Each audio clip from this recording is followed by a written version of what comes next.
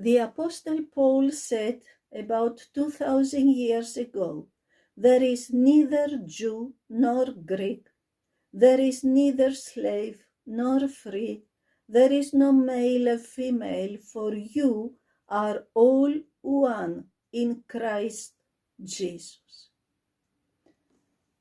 Religions are not from God. Religions was the best idea of the fallen angels and their children. Religions can't save you. If you are a Muslim, Buddhist, Hindu, Catholic, whatever, you need Jesus Christ. He is the only living God. He is the only Savior, and He is the only Judge.